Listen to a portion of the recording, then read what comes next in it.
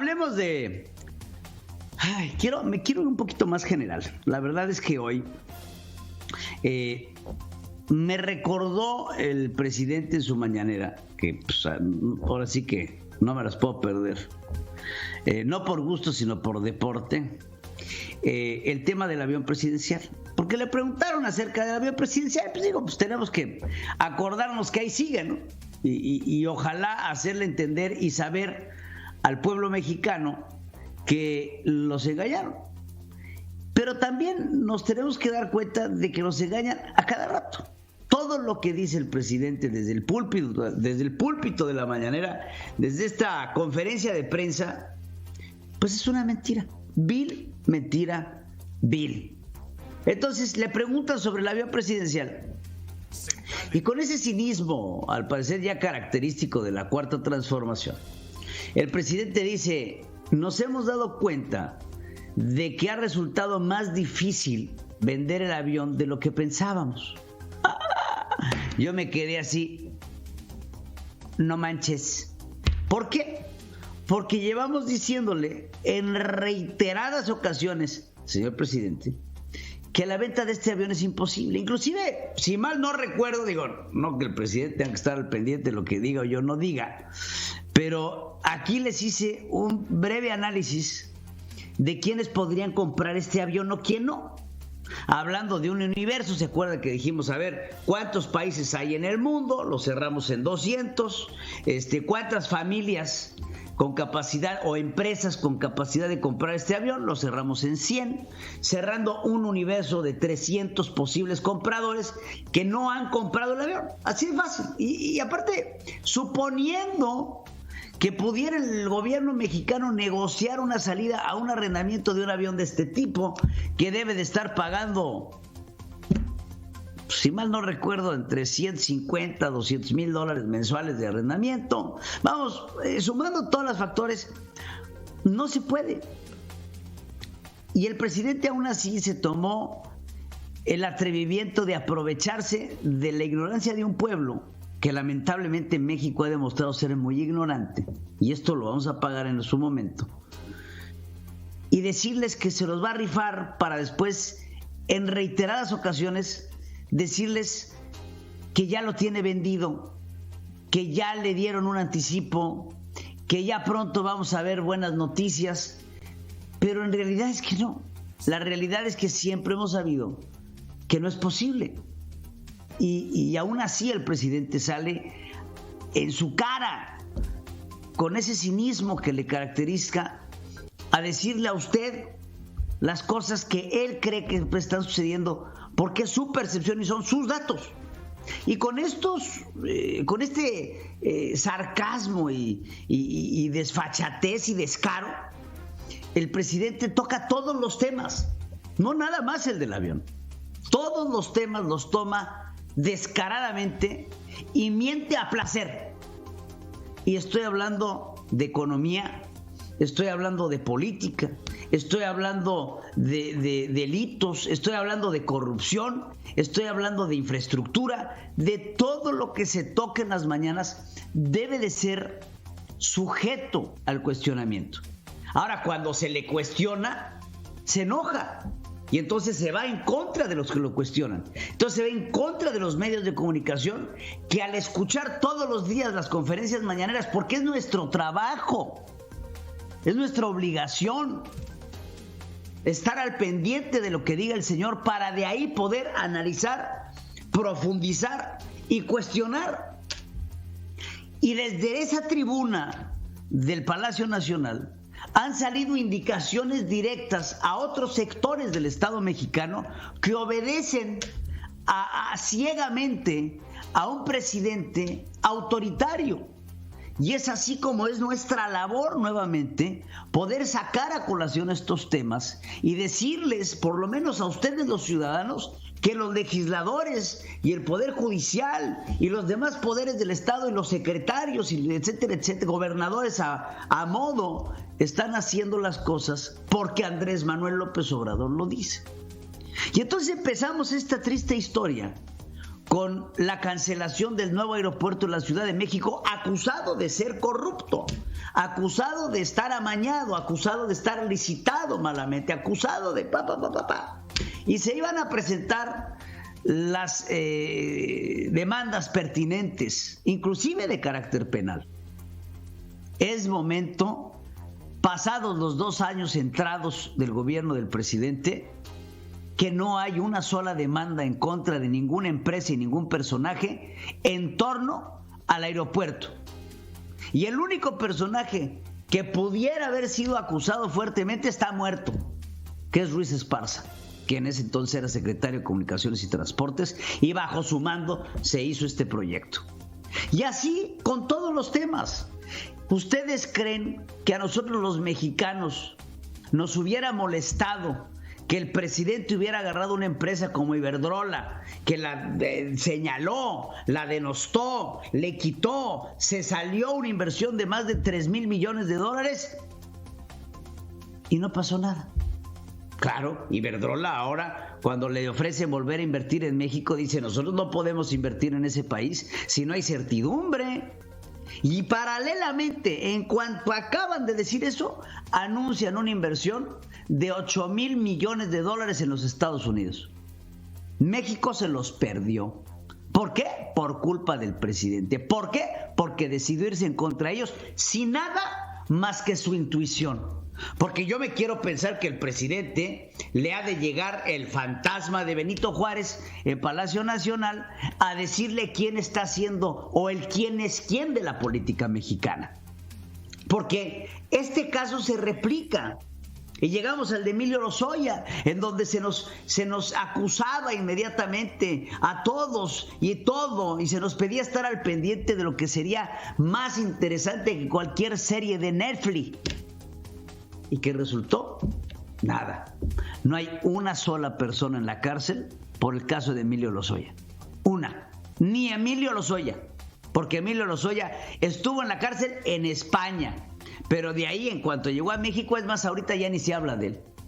También se dijo que Pío López Obrador se iba a presentar de la mano de David León a hablar sobre los videos que expone un compañero comunicador, Carlos Loret de Mola, sobre la corrupción del hermano del presidente. El presidente prometió que su hermano se iba a presentar ante la fiscalía y su hermano se presentó ante la fiscalía para solicitar 12 años de cárcel al periodista que dio a conocer sus tranzas.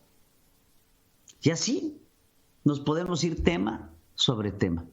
La extinción de los fideicomisos, 109 fideicomisos acusados de corrupción. Ayer el presidente se tomó la venia de acusar a Josefina Vázquez Mota de haber recibido 1,500 millones de pesos por parte de fideicomisos. Directamente, sin ninguna prueba, ni una sola prueba. Yo no veo a Josefina 1,500 millones de pesos más rica. Ahora, sí, pues que se presenten las denuncias. El presidente de la misma forma acusa a expresidentes mexicanos, a Vicente Fox, a Felipe Calderón, a todos los acusa, a todos. A Enrique Peña Nieto, aunque no pueda pronunciar su nombre, a Carlos Salinas de Gortari, a Ernesto Zedillo Ponce de León, inclusive, ¿se acuerdan? Llevó a un indígena a acusar al expresidente Zedillo por los crímenes cometidos durante su mandato. ¿Y qué ha pasado? Nada. El indígena al que llevó a denunciar al presidente Zedillo seguramente sigue con el mismo sinsabor en la boca que como lo dejó el presidente Zedillo en su momento ante los conflictos que sucedieron en Acteal. ¿El presidente qué pretende? ¿Cambiar la historia? Acusando ahora también a Vicente Guerrero de ser el creador de los sentimientos de la nación. Pero ahora la joya de joyas. Se presenta un movimiento que se llama Sí por México y el presidente decide, en lugar de hablar sobre este movimiento ciudadano que lo que busca es organizar una agenda política para entregar a los legisladores. Vamos, Sí por México no ha pedido la destitución del presidente, que bien merecida la tiene. Entonces no, decide comparar el logo de Sí por México con el que utilizó otrora Augusto Pinochet. Porque a él le gusta cambiar la historia. Y no hablo de logo, hablo de un presidente que quiere comparar a Sí por México con una dictadura chilena. ¿Por qué? porque se acabó con su ídolo, Salvador Allende. El presidente ha hablado de Salvador Allende diciendo que fue el mejor presidente de izquierda que ha existido en Latinoamérica, el primer marxista declarado que se hace presidente de un país y que, por cierto, acaba siendo expulsado por un Augusto Pinochet y asesinado en las escalinatas del Palacio chileno.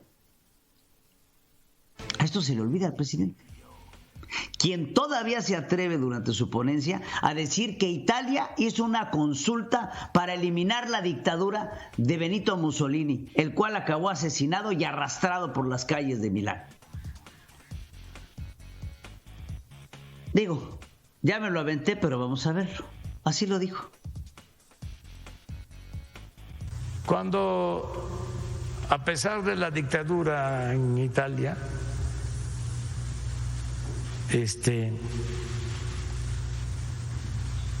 pues se le consultó a la gente, ¿no?, si querían que continuara el régimen militar o se optaba por la democracia después del golpe al presidente Salvador Allende.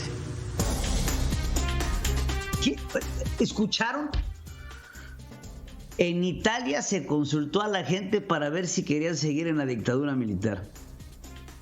Si Benito Mussolini hubiera tenido esa apertura de un referendo como el de él, no lo hubieran asesinado, no lo hubieran arrastrado por las calles de Milán, no hubiera acabado siendo uno de los hombres más sanguinarios de la historia de Italia, no lo odiaría a medio planeta como seguramente pasarás a ser odiado tú, Andrés Manuel López Obrador. Pero lo que más me llama la atención es que los seguidores del presidente se alimentan de esta ignorancia, y esta ignorancia es peligrosísima, porque México lamentablemente es un pueblo ignorante. Es un pueblo que cuando se le llega y se le dice Benito Mussolini hizo una consulta para ver si mantenían la dictadura en Italia, el mexicano dice, claro, pues ya lo dijo Andrés Manuel, pues sí es cierto. Pues no es cierto. Es que Augusto Pinochet, no es cierto.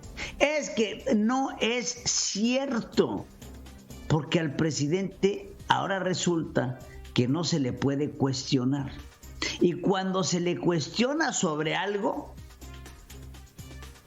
lo toma como un ataque.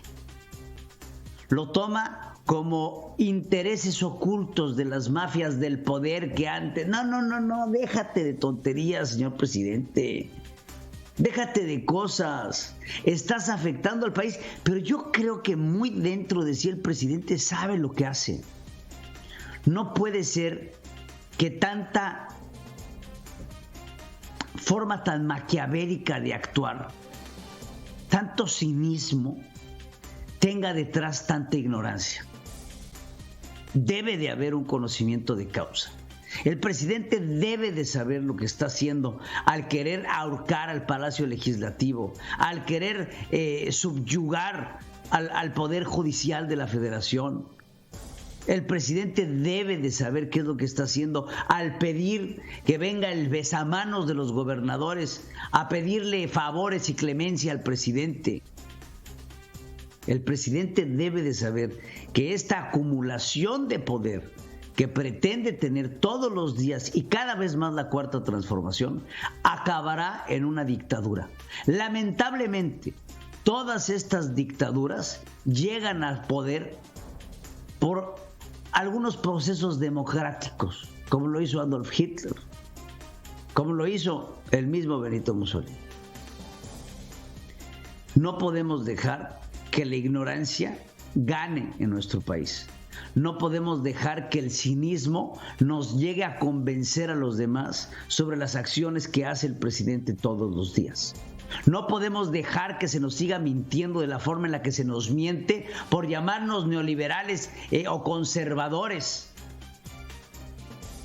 Si la palabra conservador significa querer mantener al México que iba rumbo al crecimiento como un país de tercer mundo con vías a desarrollo, entonces sí deberíamos de todos convertirnos en conservadores, porque lo que hemos hecho ahora ha sido el retroceso que en 2 años no se había visto en toda la historia de México. Vamos, ni la algidez de la Revolución Mexicana nos dio una regresión económica, política, social tan grande como la que estamos viendo hoy en una cuarta transformación, que lo único que está transformando es al país en un franco basurero.